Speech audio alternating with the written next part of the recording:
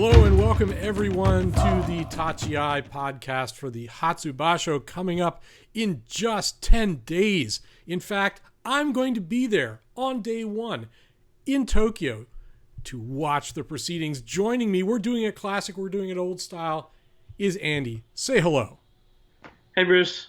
Andy, it's good to have you back. Josh, of course, is off in some formerly communist country focusing on football or something. Who knows? But we wish him well. Our man in foreign lands is always in another foreign land.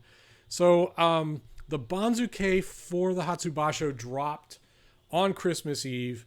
And of course, we were all busy celebrating the Yuletide festivities with our families and took a look at it. I was like, wow, that's great. Amazing. This Hatsu Basho is going to be an absolute stonking mess. And starting with the Banzuke. Andy, just top line reaction. What went through your head when you read that thing? Oh, I mean, the key word was definitely dropped. I mean, there are so many drops from our top ranked guys. The Sanyaku's falling apart. Well, some of it, and so we're going to get into it. Yeah. So, I mean, it's a bit of a mess, but one thing that I'm really, really looking forward to is the potential of a Terunofuji Ichinojo matchup. Oh my God. Which would be very, very nice. And I will definitely be rooting for both. But it could be a little painful to watch depending on when in the if it does happen. Right. When in the tournament it does happen and how Genki both guys are. But it looks like there's a lot of broken top guys, and we're seeing some more, I guess, Oshitsuki ascendancy, and a little bit of the old Yotsu is kind of falling by the wayside. Yep. Because, I mean, those Yotsu guys are having to carry or having to like battle and grapple with much bigger guys than they were 20 years ago. That's so right. Now we're getting kind of we've seen it over the past year, the rise of the smaller Rikishi. And one thing that I did get very, very wrong in the last tournament, in the last podcast, was Ishiura. I did not think that he was going to do well as high as he was. Yep. But who was that? I mean, it was the old Ishiura. It was fun. It was great. Exactly, and it wasn't. Well, there was a henka, but it was done with great effect. It wasn't like predictable because right. I mean, it was kind of a given every other bout. Yeah. Just about you would see a henka come out of him, and so suddenly we got I think Enho's success might have lit a fire under Mr. Ishiura. That would be great. So I got that one completely wrong, even though I did get Hakuo right for the first time ever. So, no, you called it. So let's talk a little bit about some of the Banzuke things. First of all, got to remark on the Ozeki carnage that's been going on. Fans have been grousing about one fellow named Abi, which we all like, in spite of his somewhat one-dimensional sumo. Just can't move up because there's some kind of churn, some kind of nonsense going on in at least one of the Sekiwaki slots as we drop Ozeki after Ozeki down into the tar pits of hell. And this time it's Takayasu. You have to wonder, he's got a 10-win need ahead of him. Is he up to the task? I know his fighting spirit is kind of unmatched, but man, your thoughts about this? The carnage is definitely the right word for it. And I'm really hoping that even Takakesho doesn't wind up in it. Goedo is far from secure. He may be. He's Kadoban yet again, number 9. So and he may be in Takayasu's position in March. But as far as Takayasu, I really, really hope that he can pull himself up, but we haven't been able to see much of that Right. strength out of from his arm. I mean, so I don't see where he's going to succeed where Kiseno Sato did not. Yep. And as far as I mean, Abi is a great case where I've I hope to see him turn the corner, because it seemed to me at least, I mean, since I've not stood on a dohyo and fought him, it seemed that a lot of guys used to be able to deal with his spari pretty easily or pretty handily. Yep. And it was more of an annoyance. And with the Notawas, it was something. There's an image or a little GIF ingrained in my mind of Kakuryu just kind of standing there with Abi's throat, with Abi's hand in his throat, and being like, "That's all you've got." And Yeah. then That was a great chucking him to match. the side. That was a great match. It's just like, huh, whatever. And that's how it seemed like he was very hyperactive, but it seems like in the last, really, I think in the last tournament, instead of pushes, his they finally seemed to be thrusts, Right. and I think he got about four skidashi victories, and so I'm hoping that he's maybe turning a bit of the corner with his weight training or something, and maybe Yep. getting more force in there, because I think that is what he would need to advance and get past, because he's hanging on that Komusubi Yep. slot by the skin of his teeth. This is his And fourth posting to Komusubi 1 East. 4 in a row. some of it's by luck. With I think he's got a couple of Fusen victories in there. Yeah, but And he seems to be embedded now. It's kind of like the way Mitaka Yumi used to be up in that Sekiwaki slot. That's where he lives now. Right? and that's where I'm hoping he can get up into that Sekiwake slot, and maybe We've got to stop dropping Ozeki down into Sekiwaki slots so that we can finally have two people that aren't dropping on the way to hell in there.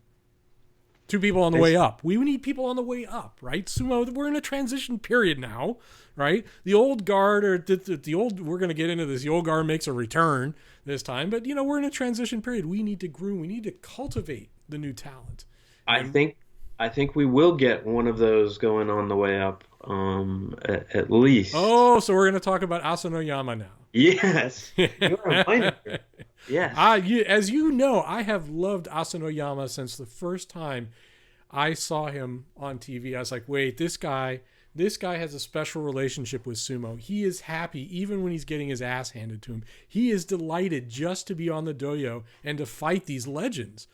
But he just kept at it, and he kept at it, and his sumo skill, his yatsu skill just kept getting better and better. And now he's potent. I mean, for God's sake, Donald Trump handed him a giant gaudy cup now. And, what are you going to do after that? Why, heck, you're at least going to make it up to Ozeki. I don't know. What are your thoughts about Asano Yama? I think he could make Ozeki by the summer. I mean, hopefully. That would be neat. Yeah, that I'm hoping that there may be at least one U show in there. Like one more. I mean, his first U show came, and I'm gonna call it his first because it's not his last. His first U show came when he was really pretty low on the Banzuke. Yep. And so he had the advantage of not having to really go through so much of the gauntlet that first week. Now, Yep. Where he is, he's gonna have to go through that gauntlet. But the last 2 or 3 tournaments, he's really turned it on. He has. And I think competing at this level for several tournaments in a row is going to turn him into an absolute monster. he's and with everybody falling by the wayside, Yep. he's picking up the hardware. So Yep.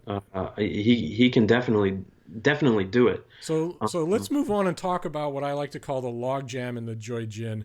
because the top, the named ranks plus the, let's call them the top 5 Majishira. You've got all these people who could face one of the Yokozuna, and they're more or less the top men of sumo. But you've got all of these names that have been battling it out up there for at least the last 3 basho. And so, it's really a logjam. It's really a number of bright young faces pushing to reach the top.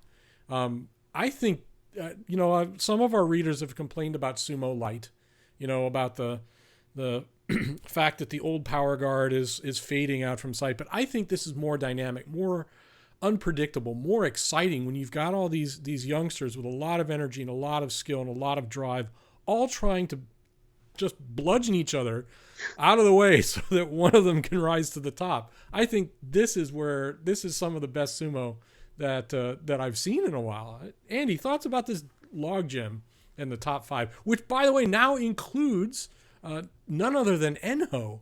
Dear God. Yeah, and I will be very interested to see how he can handle that level.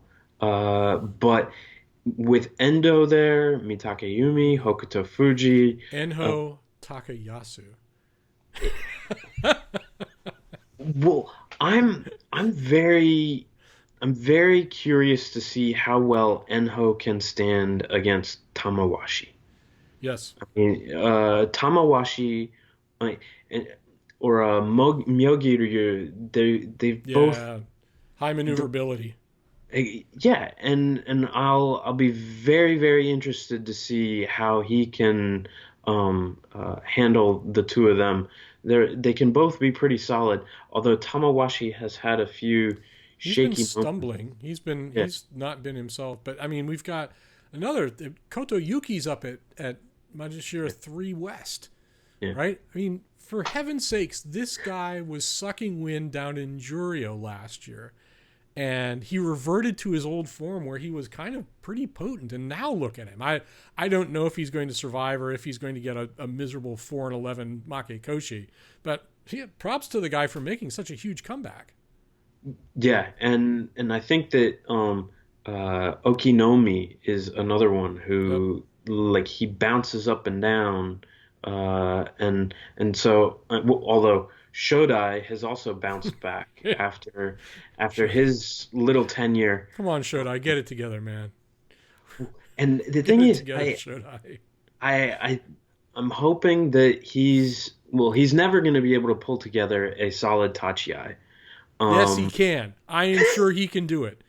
The guy has got the mechanics for quality sumo. All he's got to do, look, go train with former Kisuna Sato. That guy had a Tachiai that could move a bulldozer. Just a couple weeks with him.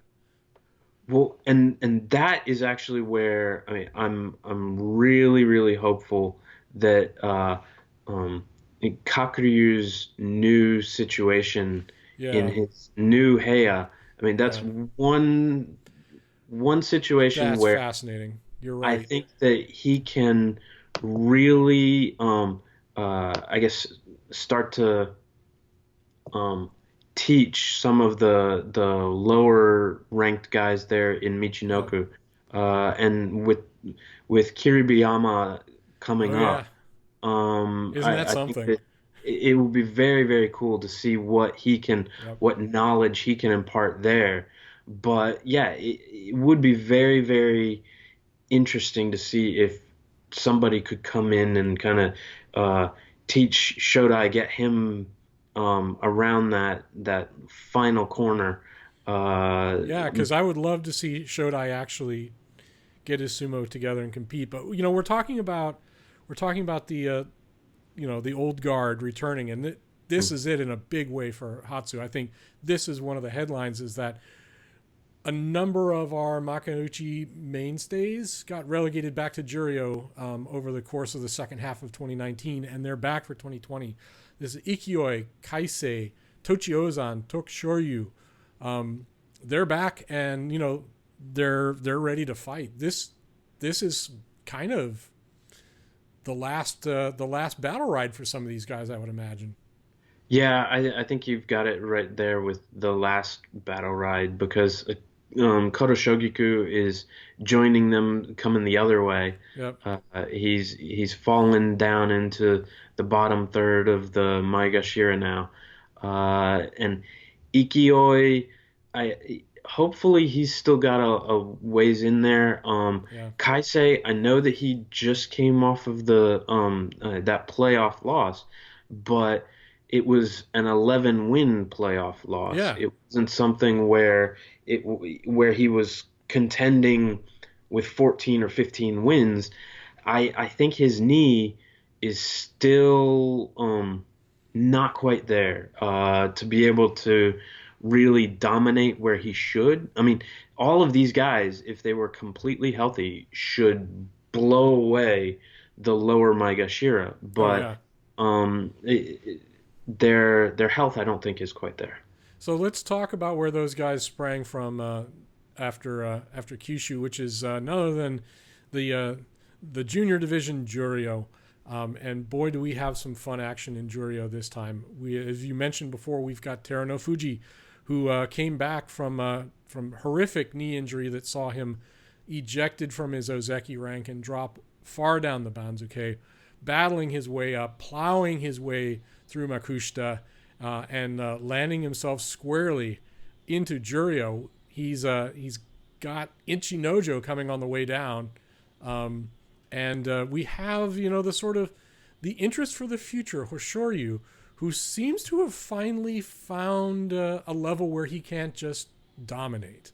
He's got to really work. He seems to be struggling, as many Rikishi do, with the adjustment into Sekitori status, because you're no longer fighting for 7 days. You're fighting all 15, and the endurance necessary to do that is enormous. We're going to have some great matches in Juryo, and frankly, I think that some of the best action is going to be down there. And once again, the bloodbath at the top of Makushita is going to be absolutely amazing. Yeah. Thoughts about our favorites down in Juryo, Andy? You already mentioned Ichinojo and Terano Fuji fighting. It's going to be awesome. Well, I'm very curious to see if it's going to be another 11 or 12 win Yusho. I bet it is, possibly with a playoff, because they're so evenly matched. The one that I can see pulling off and just running away with it is Nishikigi. I could see. Yeah. I'm like, how is he down in Juryo? Right, I mean, he was Majashira 3 not that long ago. Exactly, and so it's got to be an injury. And hopefully he's gotten a bit of rest and he comes back, because I think he could really tear things up down there in Juryo.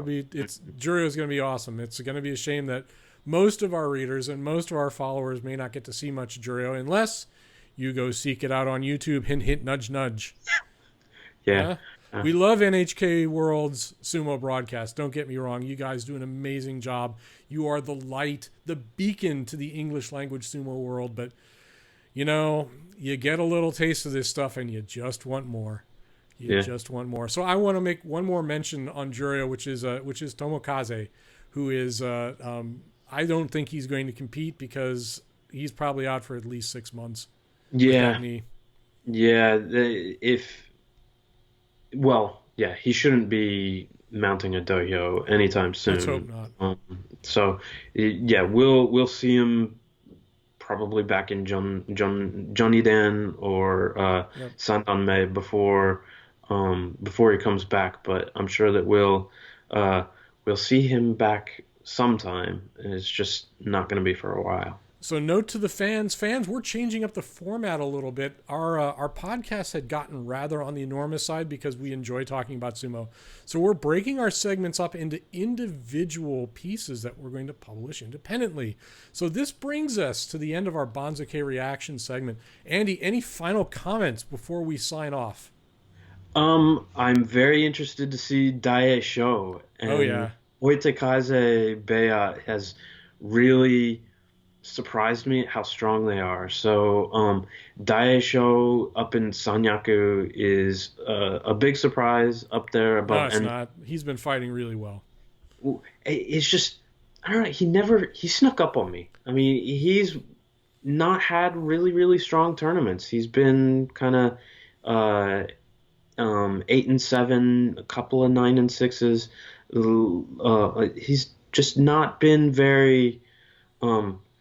He has not been flashy or super dominant, even when he was lower in the Banzuke. I mean, he's been around as in the Maegashira for years, but this recent success, I think, has to do Yep. with all of the churn that we're seeing Oh yeah. up above. And so now that he is up above, I'm wondering if he might get churned back down. But we'll see. And I mention that because I do think that there's going to be a little bit of interesting drama with Endo Yeah. and with his stablemate Endo and Hakuho, as they had a little bit of that controversy over the not Harite, The freaking the shoulder forearm, jab. the little The the forearm forearm. to the jaw. Yeah, and then Endo did not want to practice with Hakuho I don't blame him. during Jungyo, which is a little surprising. But Yeah. yeah, so it'll be very, very interesting, Hatsu. Okay, folks, that wraps our Banzuke reaction section. Come back later for our Genki report, which, of course, always surprising, delightful, and full of commentary. Thank you very much, and that's it for Tachiai for now. Andy, say goodbye. Later. Take care.